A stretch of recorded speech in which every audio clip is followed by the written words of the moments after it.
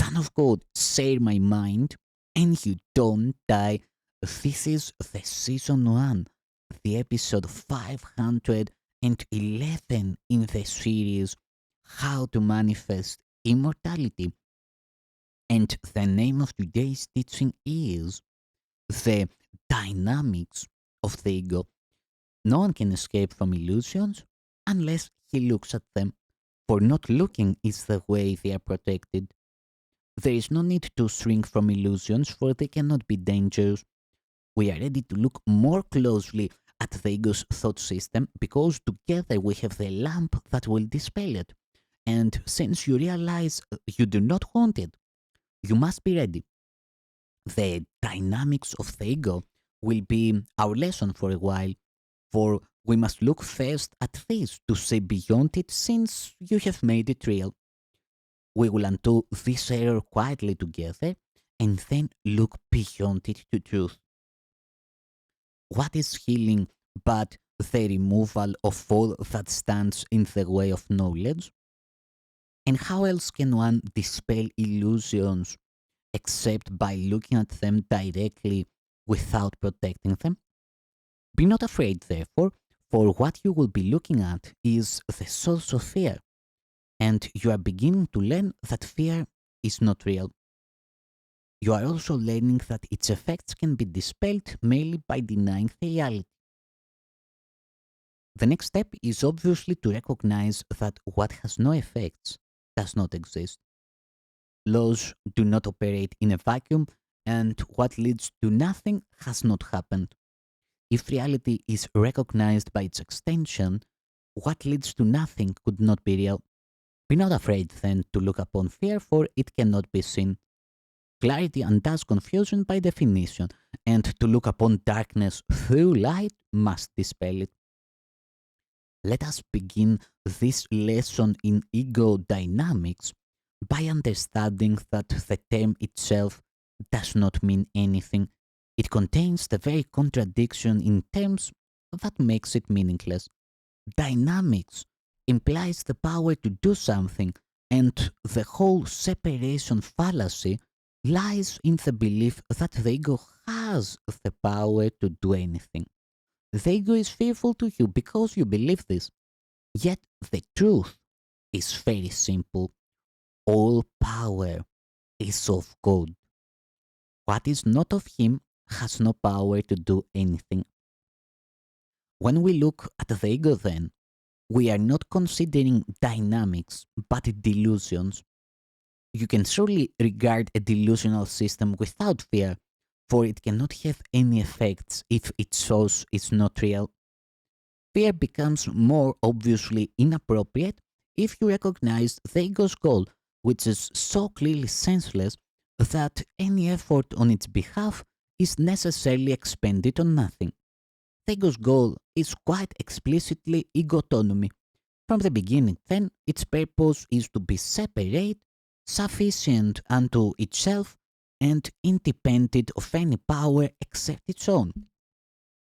This is why it is the symbol of separation. Every idea has a purpose, and its purpose is always the natural outcome of what it is. Everything that stems from the ego is the natural outcome of its central belief, and the way to undo its results is merely to recognize that the source is not natural, being out of accord with your true nature. I said before that to will contrary to God is wishful thinking and not real willing. His will is one because the extension of His will cannot be unlike itself. The real conflict you experience then is between the ego's idle wishes and the will of God, which you say. Can this be a real conflict? Yours is the independence of creation, not of autonomy. Your whole creative function lies in your complete dependence on God, whose function He shares with you. By this willingness to share it, He became as dependent on you as you are on Him. Do not ascribe the ego's arrogance to Him who wills not to be independent of you. He has included you in His autonomy. Can you believe that autonomy is meaningful apart from him? The belief in ego autonomy is costing you the knowledge of your dependence on God, in which your freedom lies. The ego sees all dependency as threatening and has twisted even your longing for God into a means of establishing itself. But do not be deceived by its interpretation of your conflict. The ego always attacks on behalf of separation. Believing it has the power to do this, it does nothing else, because its goal of autonomy is nothing else. The ego is totally confused about reality, but it does not lose sight of its goal. It is much more vigilant than you are, because it is perfectly certain of its purpose. You are confused because you do not recognize yours. You must recognize that the last thing the ego wishes you to realize is that you are afraid of it. For if the ego could give rise to fear, it would diminish your independence and weaken your power. Yet, its one claim to your alliance is that it can give power to you. Without this belief, you would not listen to it at all. How then can its existence continue if you realize that by accepting it, you are belittling yourself and depriving yourself of power? The ego can and does allow you to regard yourself as supercilious, unbelieving, light-hearted, distant, emotionally shallow, callous, uninvolved, and even desperate, but not really afraid. Minimizing fear, but not its undoing, is the ego's constant effort, and is indeed a skill at which it is very ingenious. How can it preach separation without upholding it through fear? And would you listen to it if you recognized this is what it does? What it is doing? Your recognition that whatever seems to separate you from God is only fear, regardless of the form it takes, and quite apart from how the ego wants you to experience it, is therefore the basic ego threat. Its dream of autonomy is shaken to its foundation by this awareness. For though you may countenance a false idea of independence, you will not accept the cost of fear if you recognize it. Yet this is the cost, and the ego cannot minimize it. If you overlook love, you are overlooking yourself, and you must fear unreality because you have denied yourself. By believing that you have successfully attacked truth, you are believing that attack has power.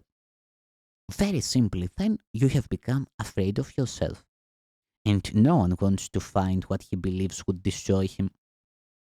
If the ego's goal of autonomy could be accomplished, God's purpose could be defeated, and this is impossible. Only by learning what fear is can you finally learn to distinguish the possible from the impossible and the false from the true. According to the ego's teaching, its goal can be accomplished and God's purpose cannot.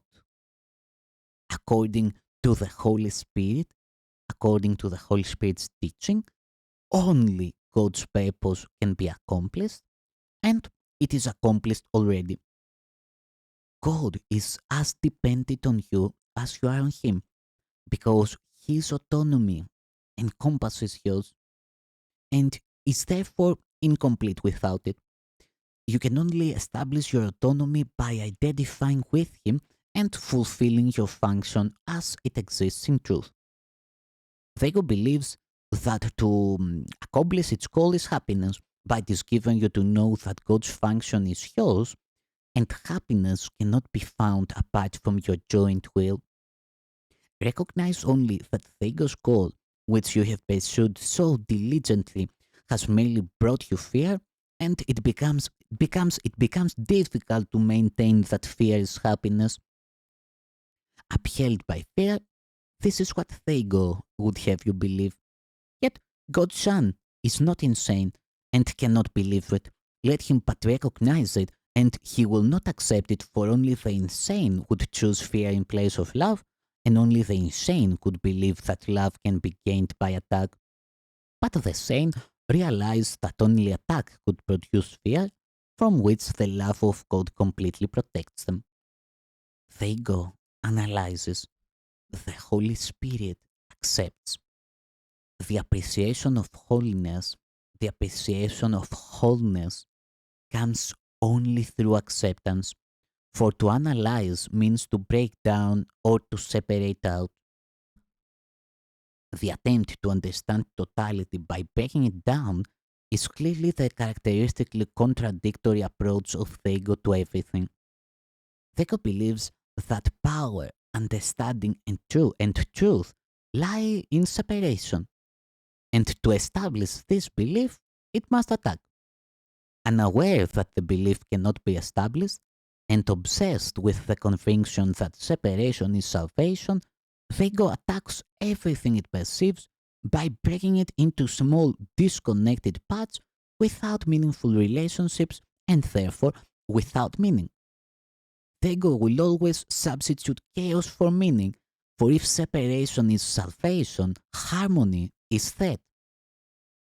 The ego's interpretations of the laws of perception are, and would have to be, the exact opposite of the Holy Spirit's. The ego focuses on error and overlooks truth. It makes real every mistake it perceives, and with characteristically circular reasoning concludes that because of the mistake, consistent truth must be meaningless. The next step is obvious. The next step then is obvious. If consistent truth is meaningless, inconsistency must be true. Holding error clearly in mind and protecting what it has made real, the ego proceeds to the next step in its thought system. Error is real and truth is error.